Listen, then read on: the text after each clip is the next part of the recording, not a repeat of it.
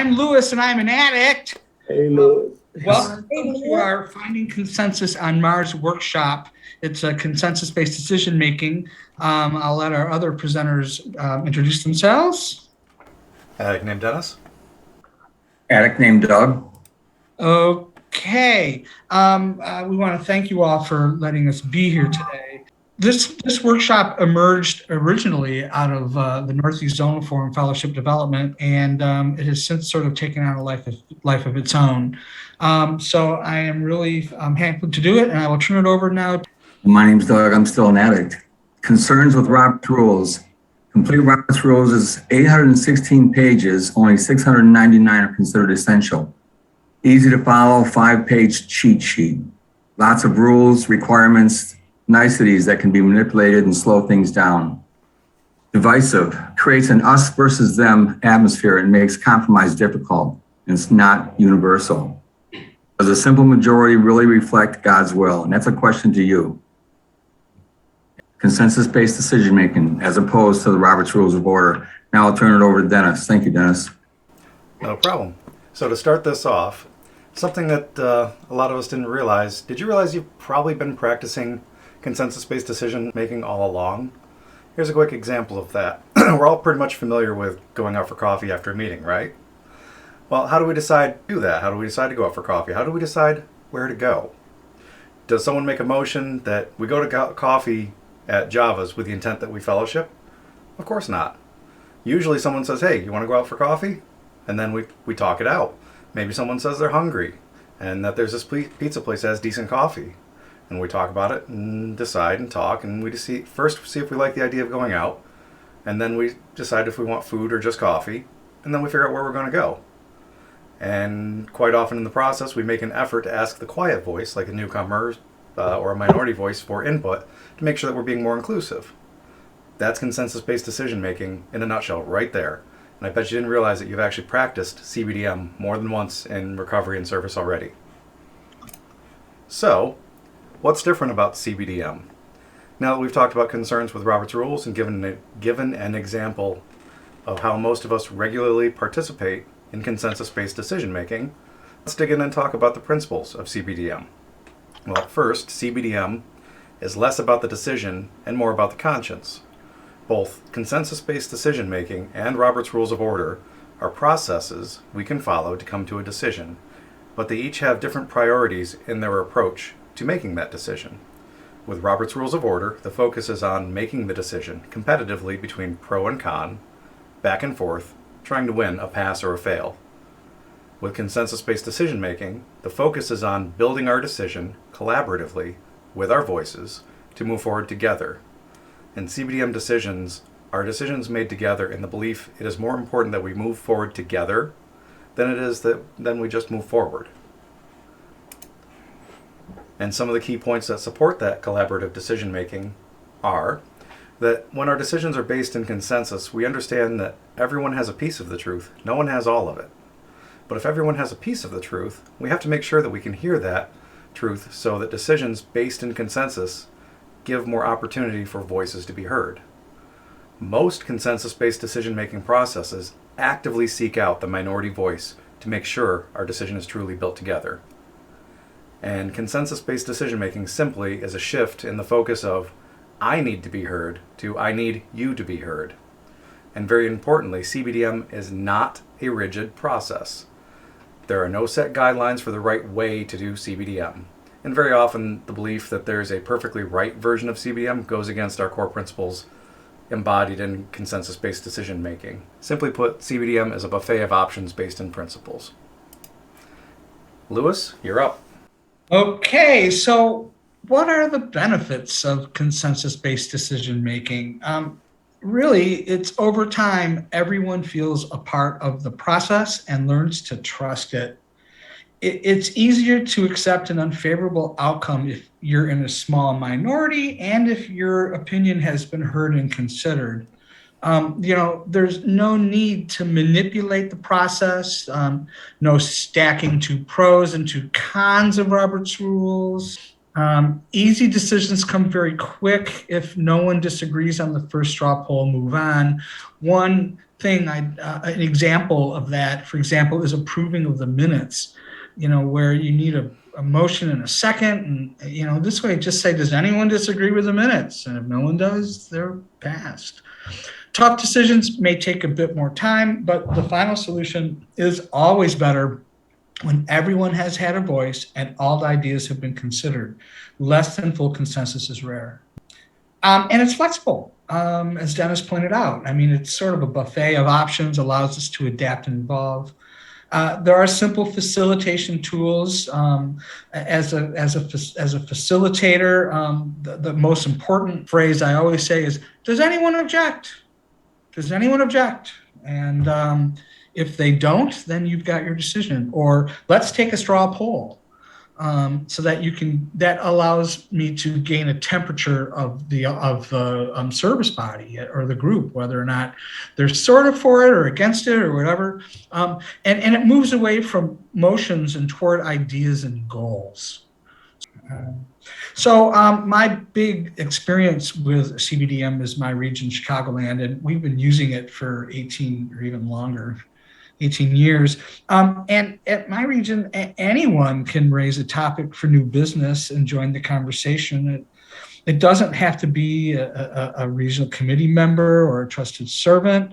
And in effect, the region is an open forum. A lot of service bodies create a special time of open forum where people can do this. In Chicagoland, the whole meeting is an open forum.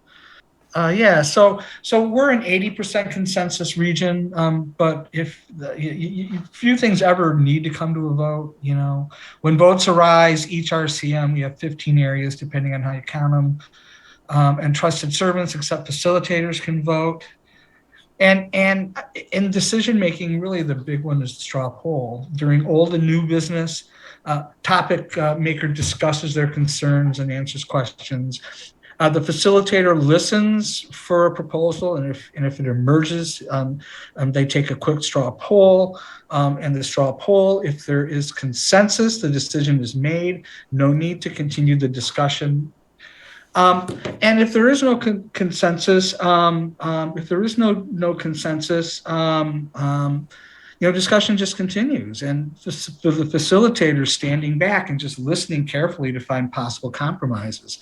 And sometimes it's just one idea that someone just sort of says as an aside that can be the form of the compromise or consensus. And if there's a new proposal that emerges, see if there's consensus around it and continue discussion if there's not. If complete consensus does not emerge, take a vote and see if there's 80% support or opposition. And if there is no consensus, there are several options. We can table the matter and have a subcommittee look at it. The facilitator in my region has the authority to form an ad hoc, or the region itself can do that.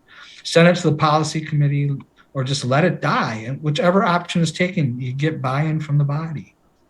And so the facilitator's role is really important. Managing the agenda, of course, is what any discussion leader does, but they also need to make sure that all are able to speak and ask questions. And sometimes that means finding the people who haven't said anything and asking them to express their views on this. Also, facilitator should not be expressing an opinion, but most important, they have to listen, and listen. But you shouldn't just listen. You've really got to hear, however many hears there are. It's really important for the process. And so turning it now over to Doug. Midwest Zonal Forum, we operate on 100% consensus. That means anyone can participate, anyone can make topics or proposals, anyone can vote on trusted servants, which are balloted if contested, and consensus otherwise. For each topic, facilitators determine best way to reach a solution. MZF brainstorms possible solutions. Facilitators listen to discussion and seek areas of consensus or compromise. Facilitators adjust, compromise, and fine-tune so all members are satisfied. Repeat these steps until consensus is reached.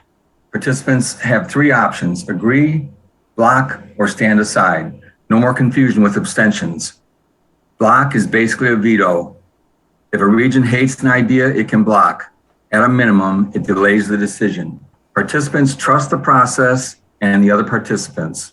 In a setting where every idea is heard and considered, people are usually fine to stand aside instead of block. It's very rare when consensus cannot be found and proposals are blocked. This atmosphere can take time to take hold. Let me turn it over to Dennis. Thank you. So, World Service Conference. Before 2018, the WSC was a biennial mess, as those of us that participated can attest to. I was there in 2014 and 2016, and then 2018. The hybrid process of consensus-based and Robert's rules were very misunderstood. They wasted a lot of time and left a lot of members frustrated. And before 2018, those of us that were participating in the WSC, we kind of left with a feeling that we survived something rather than we actually did something. And in 2018, a new process came forward that was more in line with consensus-based decision-making, no more hybrid behind it. And that feeling of having survived was replaced with we actually accomplished something together. This slide originally had more history on the conference and how that evolved. We left this in here because it actually comes into play in the next section, because both the Northeast Zonal Forum and my home area, the Finger Lakes area, we both used the process that was developed for the 2018 conference. So, both the NEZF and the Finger Lakes area used the WSC 2018 CBDM processes as our foundation for decision making. We used the same 80-20 consensus rule, the same 2/3 minimum threshold for passing anything, the same voting options, yes, no, abstain, present, not voting. The NEZF has always been a consensus-based body, but our approach to consensus was simply needing 2/3 to pass anything, and the underlying philosophy of can we live with it around any decision made. As we moved into meeting every 2 months, having standing committees and providing services, we really needed something more formal and more inclusive in our decision making. And when the WSC 2018 process played out, we grabbed onto that and put that into our guidelines, almost word for word from the Guide to World Services. The Finger Lakes area had started moving towards consensus-based decision making years ago, but really went off the rails into a very restrictive version as members came forward and said, this is the right way to do CBDM. This is the only way to do CBDM. This is the CBDM. And really all it had in common with CBDM was the language. It uses proposals, facilitators, but the actual process was not CBDM. And much like the World Service Conference hitting a bottom with its hybrid process in 2016, the Finger Lakes area hit a bottom with our process, and on the suggestion of a few members that had experience with the process from the World Service Conference, we gave that process a try, and we've stuck with it since. A couple highlights that members have noticed in the area, and they've appreciated, are 1, the minority voice is called on and respected to ensure that all viewpoints are heard. 2, proposals that go back to the groups still have the ability to be discussed and modified at the next area, rather than just go back for a yes-no.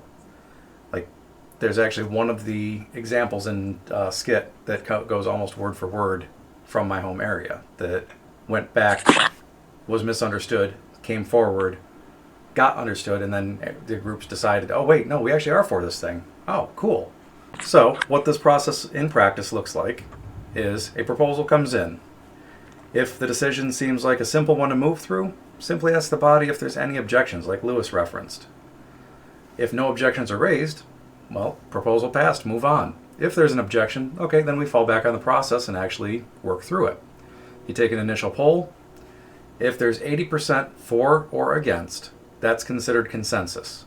And in that case, we ask if 2 from the minority view would like to be heard. So if it's 80% for, then we ask if 2 are opposing would like to be heard. Even if it's 80% for and there's 2 abstentions, and that's the minority voice, we ask, hey, is there something that you need? Like, would you like to be heard on this? So it's the active seeking of the minority voice. And then poll again. Anything other than just that consensus right there immediately goes into discussion. We poll again to see if there's any significant change from the last poll. Like, as we discuss things, we listen to a few people talk about it, poll again, and if there hasn't been any movement, we can say, hey guys, this hasn't shifted any. Do we want to go ahead and move to a decision on this, or do we need to talk about this some more? And what it looks like when we call a decision, if we hit that point where it's not moving, if more than 2/3 are in favor, and it's not asked to postpone and not assigned to a work group, it's passed, done. We can postpone it or table it, which usually happens when there's a large block of abstentions. We listen for abstentions to be a voice of, we're not ready to make a decision on this. We're not for or against it. We're just not ready. So we don't usually look at that as a pass or fail threshold unless it's time sensitive. So if there's a block of abstentions, like, hey guys, do we want to just postpone this or do an ad hoc, a work group? What do we need? And if we're at a point where, you know what, it's got less than 2/3, it's not moving, we don't really want to postpone it, there's not a block of abstentions, we're done with this thing, then it fails. Done. And sometimes proposals are really very simple. Just propose, poll, no one feels the need to speak, and it passes or fails quickly. Sometimes someone just needs to be heard regardless of the impact on the outcome. There was one time a proposal came through the NEZF, a guidelines revision that the RD from New Jersey strongly opposed. He spoke up and said, I know this isn't going to change anything, but I want to be heard. And we respected that. That was, and he's like, now that I've been heard, I feel better about this and I can be okay with this moving forward. And I personally thought that was very beautiful. And sometimes proposals serve their purpose just in raising a discussion. And that's okay too. Sometimes they don't really need a pass-fail decision. Just the fact that it gets proposed, discussed, and even dropped, it served its purpose. So, as the example I just gave outlined, there tends to be a greater surrender to the outcome, a greater buy-in to the process when all voices have had the opportunity to be heard and be a part of the decision. Even if we don't agree with it, the fact that we were a part of the voice that moved it forward allows us to really feel a part of the overall decision and outcome. So before I turn this over to Doug, I want to touch on how the CBDM process that we adopted at both the NEZF and Finger Lakes is flexible enough to allow us to adapt on how we apply it. This allows us to evolve and grow without having to stay to one fixed, rigid way of adapting or applying this. So some of this I already talked about on the previous slide. Unless decisions are time sensitive, there's always the option to postpone. Even if we have passing threshold. At the NEZF, when we went to formally turn our ad hoc public relations committee into a standing committee, we had 10 out of 12 yes at that point and 2 abstentions. However, the body felt it was more important that the 2 abstentions had time for their regions to weigh in because it was going to be forming our first standing committee. It was important that their regions had a chance to actually participate in the decision making. Even if they said no, it didn't matter. The opportunity for participation was what was important. So we postponed the decision twice to give them a chance to be a part of it. And again, it goes back to that point of getting there together is more important than just getting there. We get more done when we get there together, even if it takes a little bit longer sometimes. And tools of facilitation, such as, is there any objection, or using the straw polls like Lewis referenced, are great to get a sense of how where the body is, and they work really well. And our proposals, both at our area, at my area, and at the Northeast Zonal Forum, have been kind of changing in their structure. They've been focusing more on being on the idea, to where instead of being I propose that, and then here's your intent and all that, it's here's the goal that we're trying to accomplish, and the proposal itself is just a suggested start point. To if we like this idea, we want to accomplish this thing, then here's where we're going to start talking about how to do it. So at the NEZF, we've even successfully adapted this process to our trusted servant elections so that they are more consensus-based in their approach. We may try doing the same thing in the Finger Lakes area soon too. It's actually out for review. But this is just another example of the CBDM process being a buffet of options based in principles. You put it together as whatever fits your service body, whether area, group, region, zone, whatever. Whatever fits, put it together your way. Now back to Doug. Thank you, Dennis. CBDM versus Robert's Rules of Order at a region. A practical example. Now, bear in mind that this may sound like it wouldn't happen. It has happened. Not could, but it has. Under Robert's Rules of Order, a motion coming from a home group, motion reads, contribute 50% of our area donations to NAS that was supposed to be region. Intent, we have more money than we need. Results, ruled out of order without discussion. Keep in mind, that's no discussion needed whatsoever. Reason given, intent does not speak to the motion. So the intent gets rewritten by the home group and brought back the next month. Now the intent speaks to the motion. Results, ruled out of order without discussion. Reason, not a very clear motion. Who is NAS? If you look it up, if you Google it, you'll find out that it can be anything but NA World Services. A member makes a motion to refer this to policy for clarification. This takes precedence and stops the process. We take 3 pros and 3 cons on referring this to policy, then we vote on sending it to policy. It goes to policy till policy brings it back a month or more. Is policy required to bring it back the following month? No, they are not.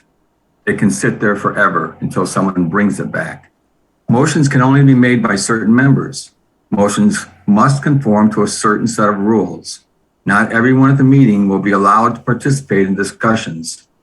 Not everyone will be allowed to vote when it becomes time. Someone with enough knowledge of Robert's rules can delay a meeting for hours and make it difficult to accomplish many tasks. This is the same proposal coming from a member under consensus-based decision-making. So topic or proposal, contribute 50% of our area donations to NAWS. Intent, which may not be required. Some places required, some don't. It's your choice. We have more money than we need. Facilitator listens to the proposal and the intent. Facilitator then asks for input from the members. After all views have been expressed, the facilitator can reword the proposal as needed and restate it, ensuring everyone has a clear understanding. That's very important. You want everybody's input on this. Then they ask for a straw poll. If there is consensus, it passes. If there isn't a clear conscience, the facilitator will ask the minority members to voice their concerns and what would it take to reach a compromise. Then ask the member that brought the proposal if they agree to the compromise. If they agree, consensus is reached. Verify with the committee that they too agree. That would be another straw poll. If it's a clear minority that does not agree, less than 20%, the facilitator can ask those members that even though they are not in favor of this, is it something they can live with? If they say they don't like it, but they can live with it, it passes. This is often called standing aside. I think it's Lewis now. So consensus-based decision-making in tradition 2. To read the tradition for our group purpose, there is but one ultimate authority, a loving God, as he may express himself in our group conscience. Our leaders are but trusted servants, they do not cover. Anyone with experience doing consensus-based decision-making will tell you a decision reached by consensus feels a lot more in keeping with the spirit of tradition 2 than a decision formed by a simple majority. It's the difference between a conscience and a decision. And it really, really works that way.